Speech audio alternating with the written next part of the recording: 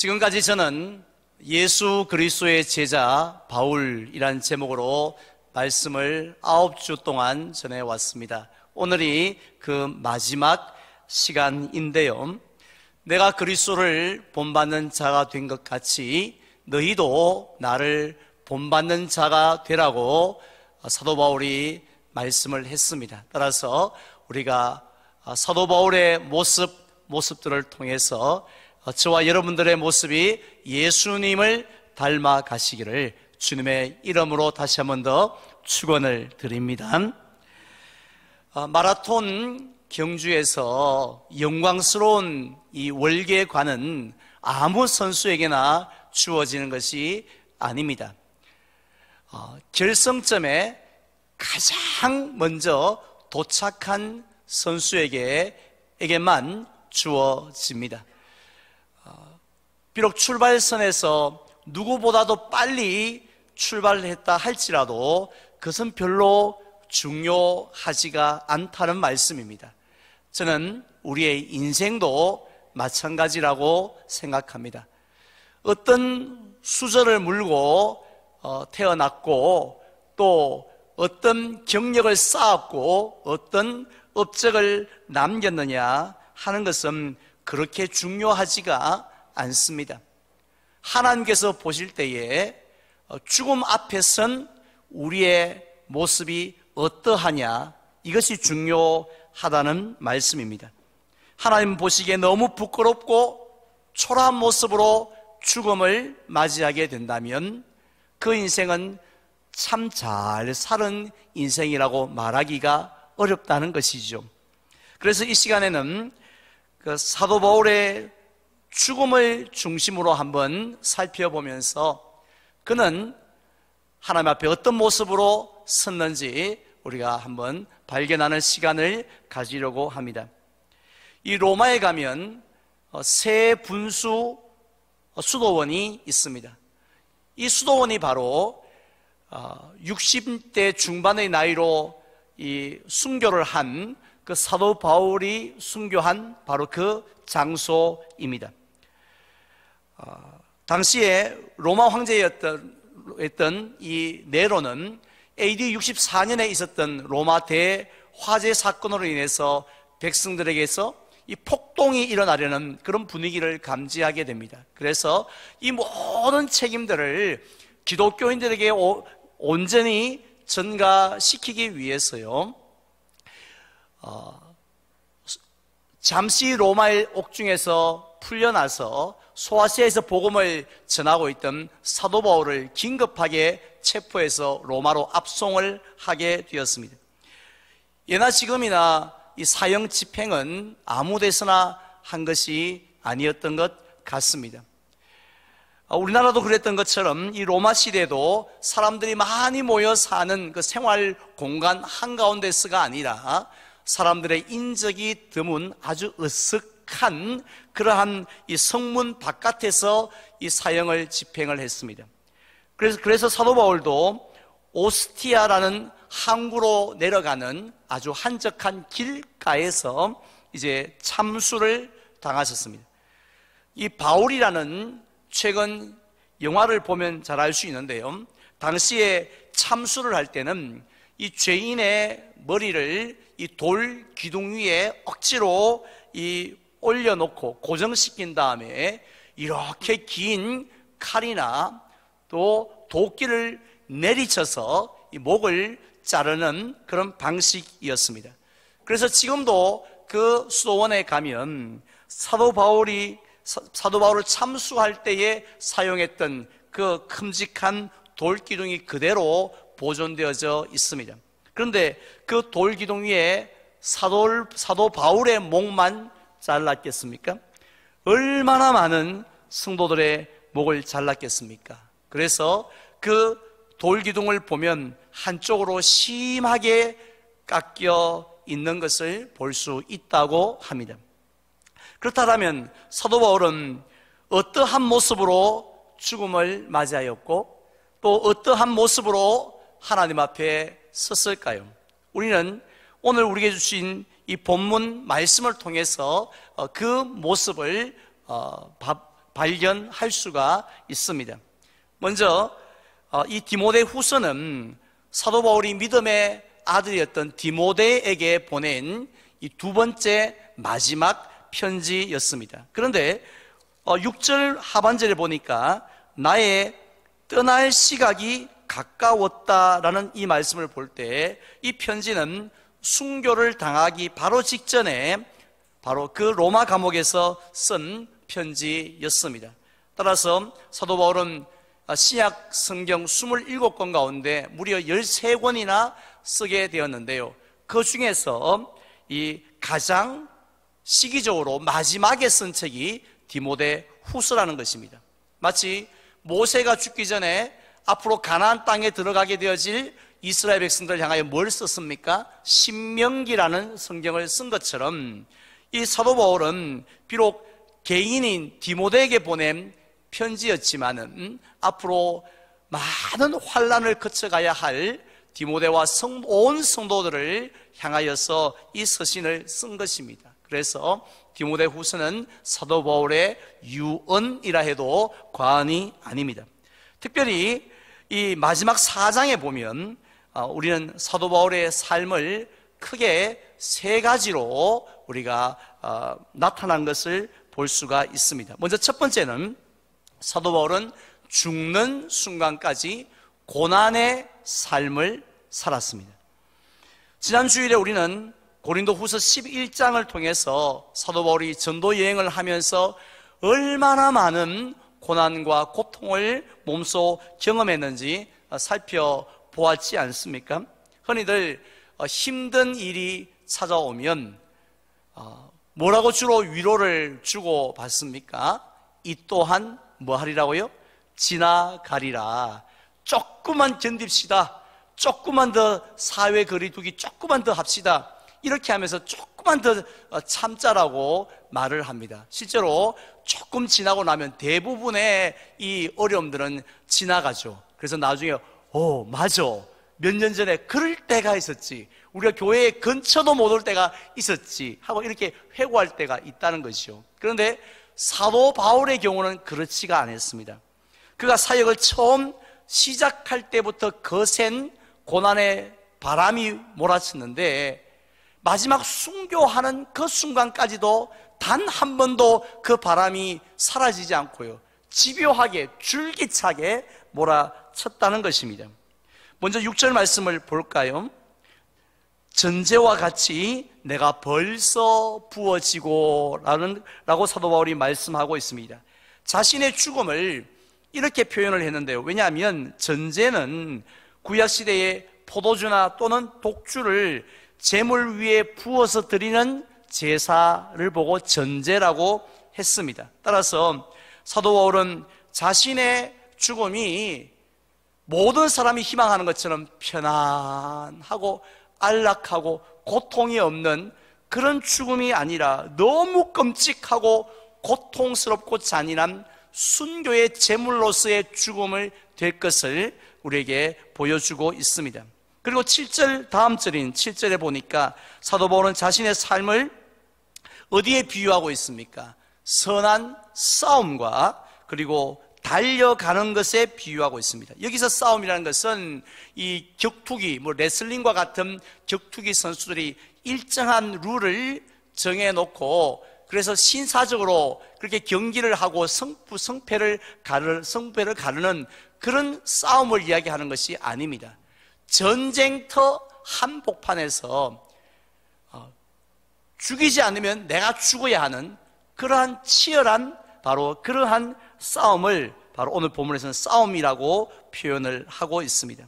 그리고 달려갈 길은요, 단거리가 아니라 약 42km를 달려야 하는 이 마라톤 경기를 의미합니다. 결국 사도 바울의 이 삶은 스스로가 돌아볼 때도 전쟁터였다는 것입니다. 그리고 목숨을 걸고 뛰어야 하는 마라톤이었다는 것입니다. 그래서 우리가 사도 바울이 쓴 서신서에 보면 나는 날마다 죽노라라고 고백했고요, 또 어떤 때는 여러 번 죽을 뻔하였다고 했고, 그리고 살 소망까지 끊어졌으며 사형 선고를 받았다라고 했습니다. 그것은 사도 바울의 과장법이 아니라 실제로 그렇게 힘든 고난의 삶을 살았다는 것입니다.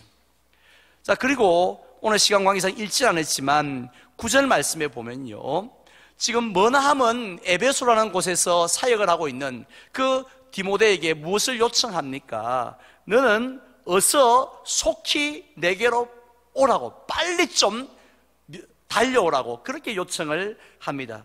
왜냐하면 너무 외로웠기 때문에, 인간적으로 말입니다. 실제로 데마라는 사람은 세상을 사랑해서 떠나가 버렸고요, 다 사도 바울을 떠났고, 이게 죽음을 눈앞에 둔 사울 옆에 있는 사람은 의사 누가 한 명밖에 없었는데, 이제 믿음의 아들이 그리운 거예요. 죽기 전에 내가 그 아들 한번 봤으면 좋겠다 하는 그러한 너무 안타까운 마음에 아들을 오라고 합니다. 그런데요, 올 때에 무엇을 가지고 오라고 합니까? 13절 말씀에 보면은 너는 올 때에 이 겉옷을 가지고 오고 또 가죽종이에 쓴 것을 가지고 오라고 합니다. 가죽종이에서 쓴 것이라는 것은 구약 성경 말씀이거든요. 그래서 충분히 이해가 되어집니다. 사도 바울이 말씀으로 이기려고 하는구나, 이 말씀을 묵상하려고 하는구나, 이해가 되어지는데, 그런데 겉옷을 가지고 오라고 한 것을 우리가 좀 눈여겨볼 필요가 있습니다. 여기서 겉옷이란 당시에 로마의 아주 가난한 사람들이 겨울에 추위를 견뎌내기 위해서 입는 겉옷을 이야기를 합니다. 그런데 이 겉옷은 무슨 오늘날 우리가 입는 오리털, 거위털, 파카나 이런 외투, 민컵, 코트 이런 것이 아니라 그냥 아주 낡은 이 담요에다가 중간에 구멍을 하나 뻥 뚫어가지고 그냥 뒤집어 쓰고 바람이나 겨우 맞을 정도의 그런 옷인데, 그런데 그것을 올 때 네가 꼭 가져와라, 잊지 마라, 이렇게 한 것은 무엇을 의미합니까? 지금 한겨울에 그 돌로 되어진 지하 감옥, 무슨 난방이 있겠습니까? 그곳에서 지내는 그 상황이 너무 춥고요, 우리 그러지 않습니까? 뼈가 시리다, 뼈가 시리다.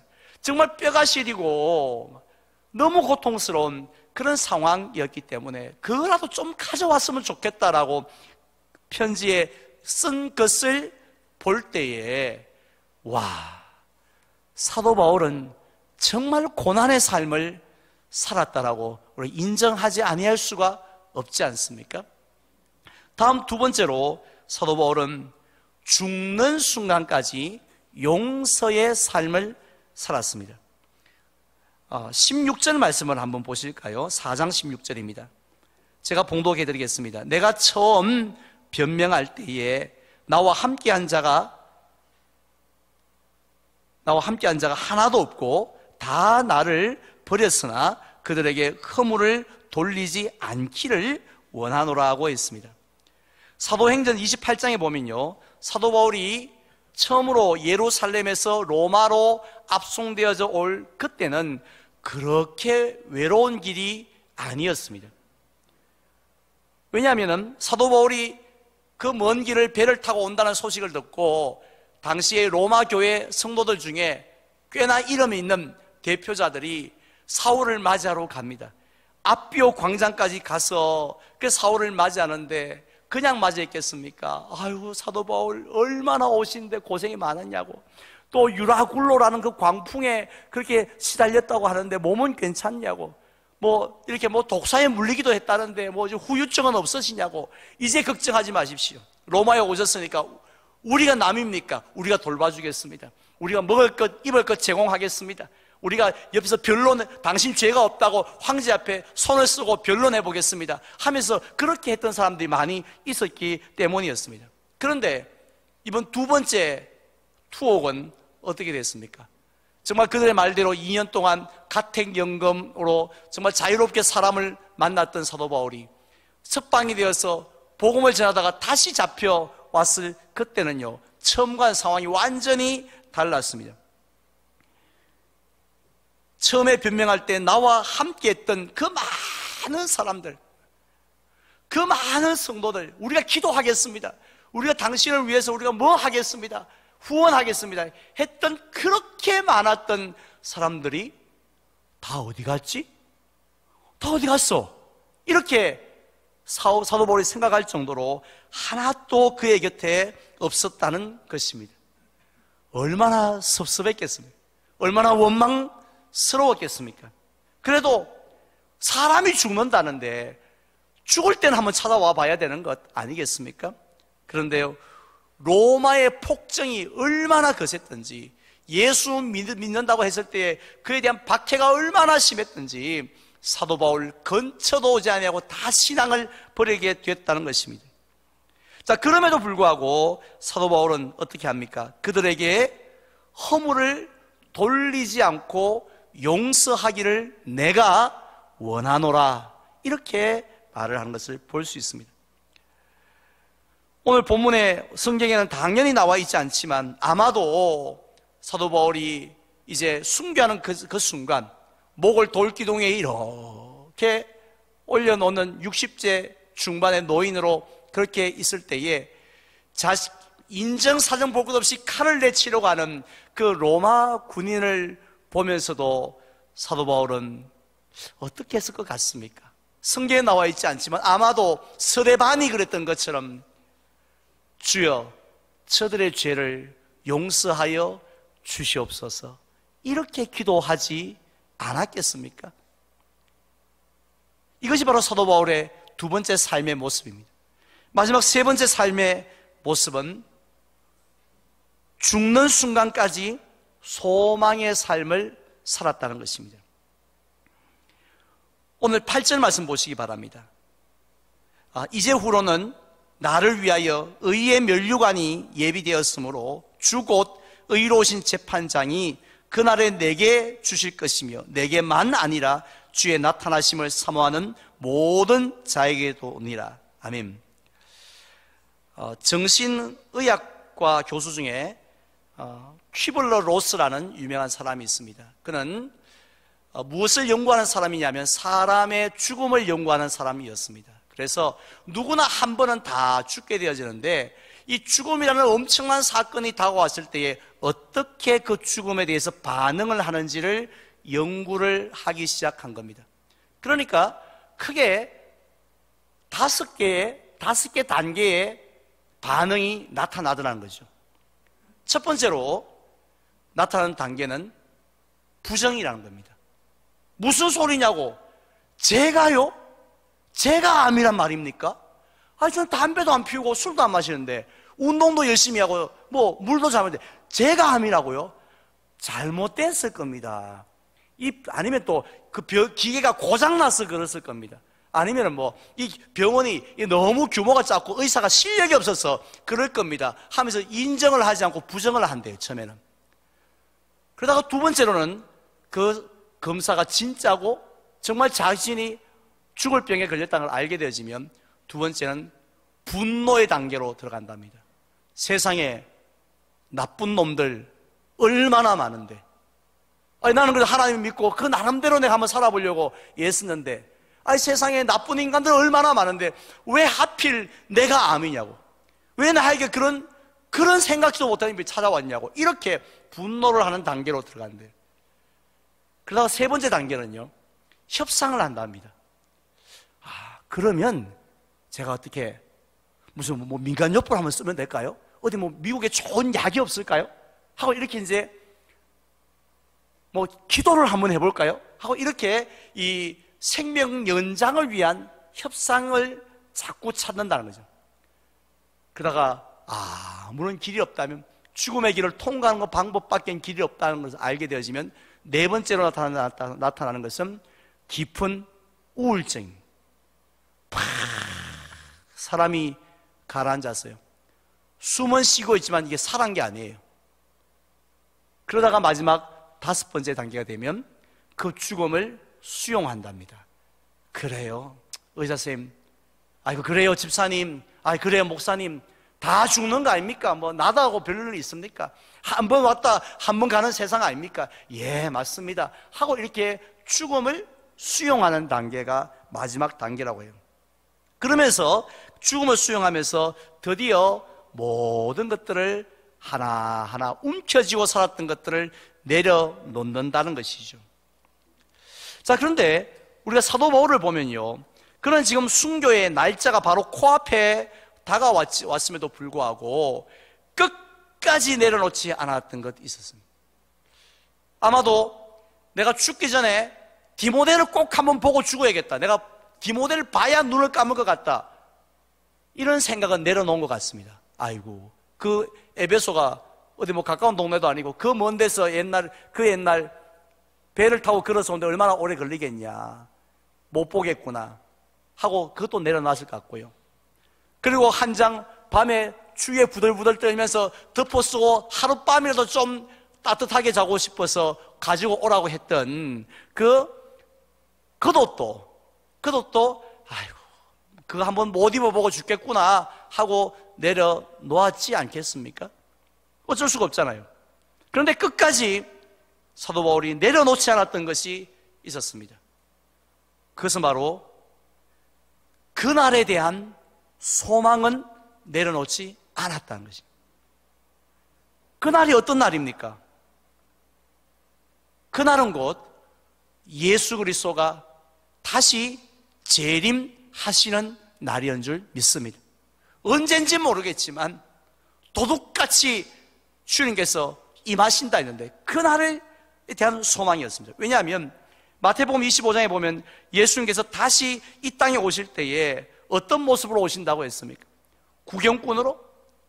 목수의 아들로 오시는 것이 아니라 온 세상을 심판하는 심판의 주로 오신다고 약속하셨기 때문입니다. 그래서 목자가 양은 오른쪽, 염소 너는 왼쪽, 이렇게 확실하게 구분해 버렸듯이, 중간에 어중간한 것은 하나도 없이 구분하듯이, 마찬가지로 예수님께서도 모든 민족을 불러놓은 다음에 의로운 자와 불의한 자로 중간이 없이 이 두 개로 나누실 것이라고 말씀했기 때문입니다. 따라서 바로 그날 예수님은 예수님의 말씀을 거부한 그 불의한 자들에게는 영원한 지옥 형벌을 내리지만, 반대로 사도 바울과 같이 예수님의 말씀을 따라 살아갔던 성도들에게는 무슨 면류관요? 의의 면류관. 세상 올림픽 마라톤에서 받는 그런 금메달 월계관과 비교가 되지 않는 의의 면류관을 주실 것이기 때문에 사도 바울은 바로 그날에 대한 소망을 내려놓지 않고 붙들었던 것입니다. 결국 사도 바울은요, 죽는 순간까지 고난의 삶, 용서의 삶, 그리고 소망의 삶을 살았죠. 그런데 가만히 한번 생각해 보십시오. 그의 삶을 가만히 들여다보니 누군가의 삶과 너무 닮았지 않습니까? 그분도 이렇게 사셨는데, 그분이 누구예요? 우리 예수님이신 줄 믿습니다.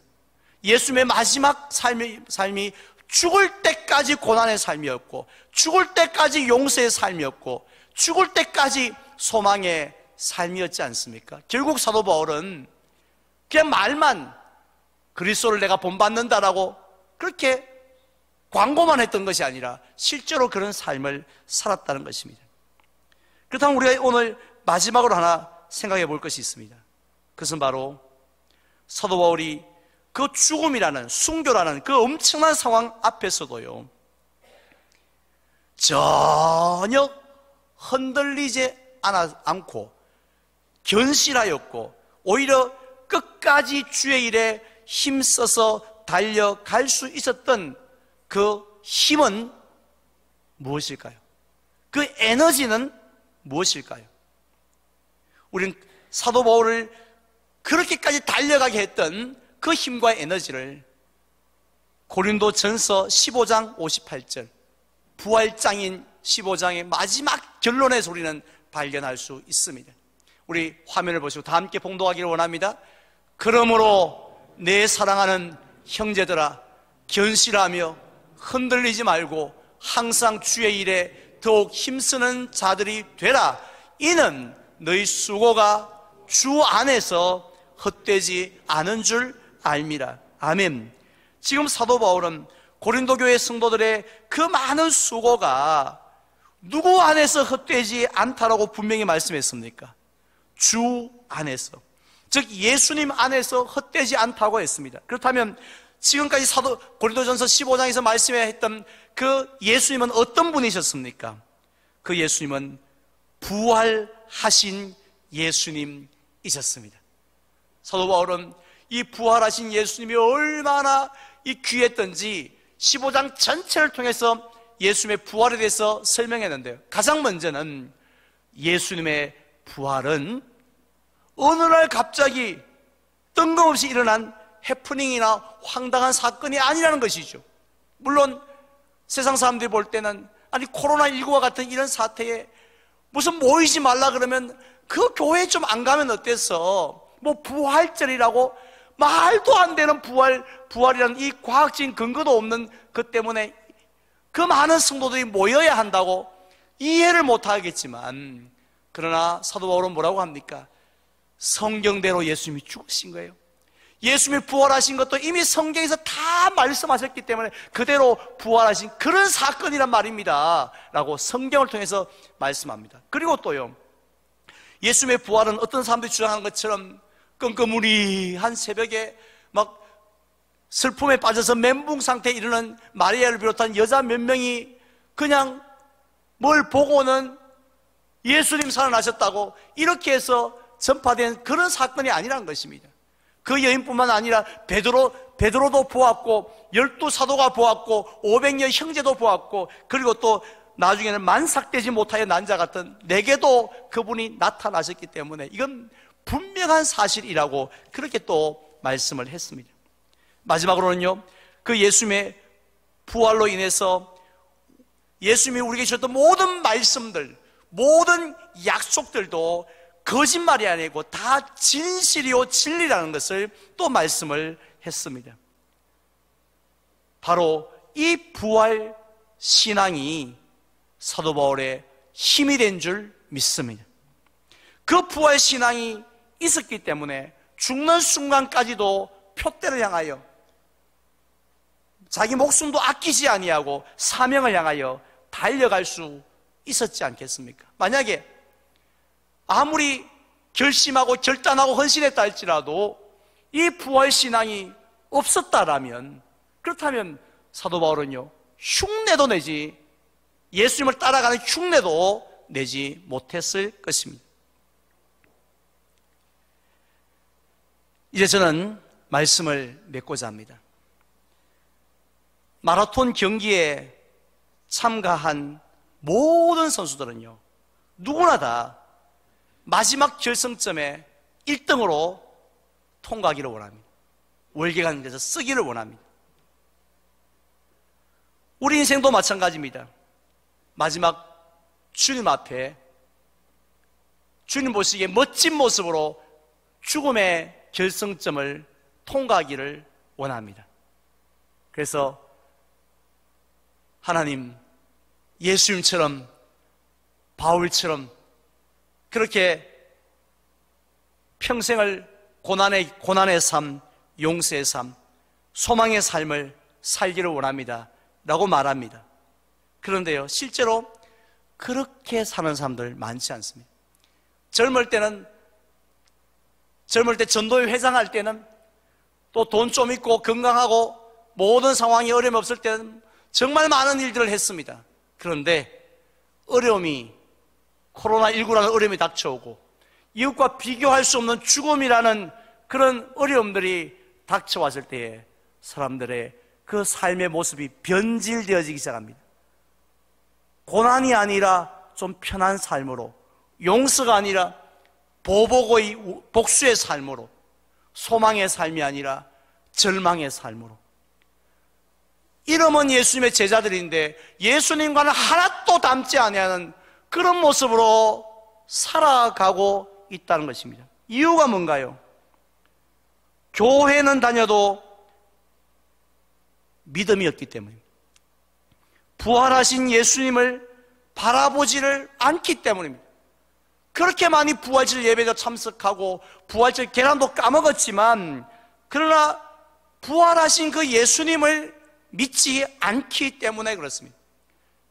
그분이 다시 심판주로 이 땅에 오실 것을 믿지 않기 때문에 그렇습니다. 그렇기 때문에 우리의 삶이 차이가 없는 것이죠. 그 모습 그대로 우리는 똑같이 죽음을 맞이하기가 쉽다라는 것입니다. 오늘 2020년 부활주의를 맞이해서 사실 계란을 나눠드릴 수는 없어요. 하지만 계란은 비록 우리에게 없다 할지라도 더 중요한 것은 우리에게 반드시 그것은 없어도 되지만 없어서는 안 되는 것이 있습니다. 바로 부활 신앙입니다. 예수님이 다시 사셨다라는 그 믿음입니다. 바로 이런 믿음 붙들고 하나님 보시기에 아름다운 삶을 죽는 그 순간까지, 마치 이 땅에서 눈을 감는 그 순간까지 여러분 살아가시는 복된 삶이 되시기를 주님의 이름으로 축원을 드립니다. 아멘.